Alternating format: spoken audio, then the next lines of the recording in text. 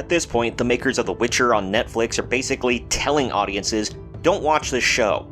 Now, they've resorted to telling us that we're too dumb to understand their freaking fantasy show about a mutant who hunts monsters. I'm Troy from Marks on TV, and today we're discussing comments from a producer of The Witcher who says that Americans are just too stupid to understand The Witcher, so they actively try to dumb it down for us. Now, on with the story.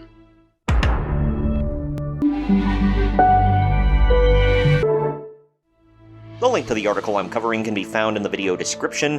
Kotaku brings us this article that says, Witcher producer blames young American audiences for viewership decline.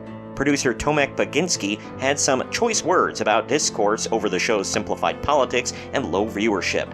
When the first part of The Witcher's Season 3's final season premiered on Netflix to a significant drop in viewership, it felt all but inevitable that the internet would plunge into insufferable online discourse over the once promising fantasy book adaptation. In what can only be described as the real-life version of The Simpsons' Am I So Out of Touch meme, the executive producer of the show has chimed in on the conversation by putting blame on American audiences and TikTok users. Last October, Netflix announced that Henry Cavill would not be returning for Season 4 and would be replaced by Liam Hemsworth as its titular monster slayer, Geralt of Rivia. Netflix stretched out his final curtain call as Geralt by splitting up its third season into two parts. While the exact reason behind Cavill's departure is still unclear, fans began to speculate whether it was over Cavill's frustration with the show's writers deviating from the books. Some fans think Cavill was specifically displeased with the show's oversimplification of the book's key plot points and flattened characterization of the white-haired butcher of Blaviken, which he shined at portraying, hence the departure. The series' plot decisions have been contentious for fans as well, so much so that a producer recently weighed in on the discourse. We've talked about this many times, and it's pretty obvious that the writers and producers of the show obviously hated Henry Cavill. He was too much of a pain in their asses by saying, hey, I signed up to be the only big star on this show that has tons of source material because I was told that, we'd be following the source material. Now you're literally just making shit up. Can you stop doing that and maybe do what you promised?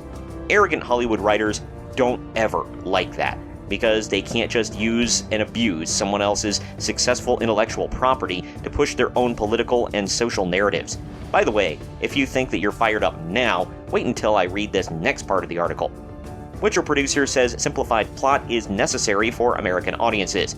In a recent interview with Polish news website Wyborcza, I think I'm pronouncing that correctly, which was translated by Witcher fan site Redanian Intelligence, producer Tomek Baginski explained that behind-the-scenes events, like a script rewrite after an actor got sick, led to a lot of controversial decisions being made in the show, while Baginski says that he understands why viewers who read the books would be hurt by a sudden change in the show. The decision to simplify plot points like The Witcher's expansive geopolitics is often necessary when a series is made for a huge mass of viewers with different experiences from different parts of the world, and a large part of them are Americans. Everything that guy just says, bullshit. Quote, I had the same perpetual block when I presented Hardcore 44, a never-made variation of the Warsaw Uprising, abroad years ago and tried to explain there was an uprising against Germany, but the Russians were across the river, and on the German side there were also soldiers from Hungary and Ukraine, Baginski told Wyborcza. Quote, for Americans, it was completely incomprehensible, too complicated, because they grew up in a different historical context where everything was arranged, America is always good, and the rest are the bad guys, and there are no complications, end quote. Baginski continued, saying simplifications of plot points are just as painful for writers as it is for the viewers, but oversimplification to the otherwise nuanced and complex topics are often necessary so that a show can reach a larger audience. Sure, Jan. This isn't the first time Baginski has blamed American sensibilities for certain show plot points. In an interview with the Polish YouTube channel Imponderabilia, Baginski singled out Season 2's low viewership as a byproduct of younger viewers who frequent social media sites like YouTube and TikTok for having short attention spans. Quote, when it comes to shows, the younger the public is, the logic of the plot is less significant.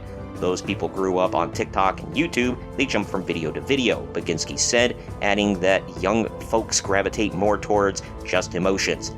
When the interviewer chimed in and said that they were part of the age range of viewers Baginski was talking about, the producer replied saying, quote, "Okay, so it's time to be serious.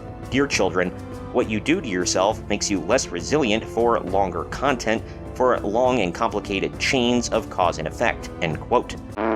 This guy! Mother of God.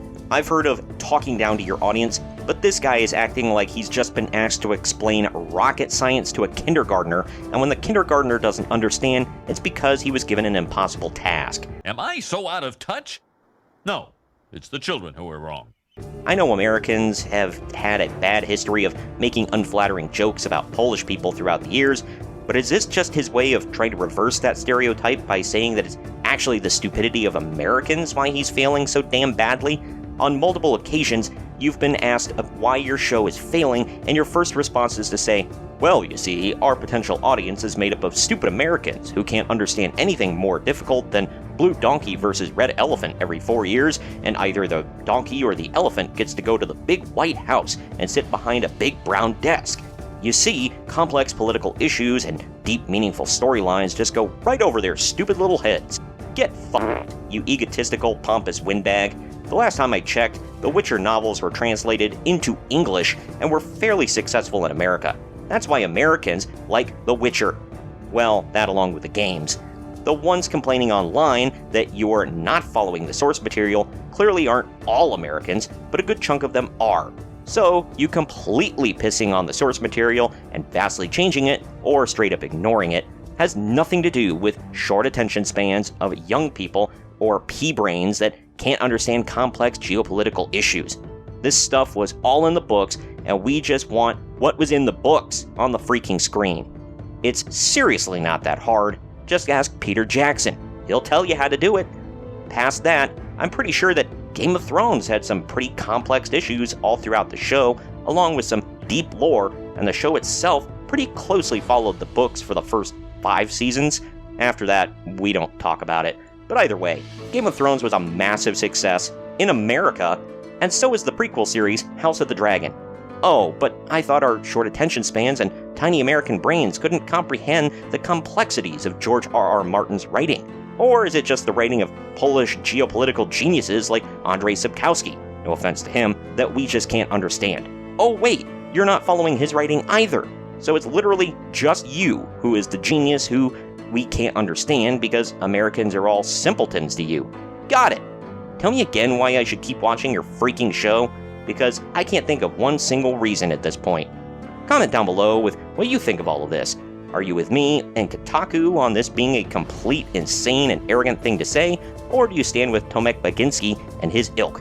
Also, share this video around to everyone you know. Don't forget to like the video, subscribe to the channel, and click that little bell to be notified every time we post brand new content. I've been Troy from Marks on TV, and we'll see you next time.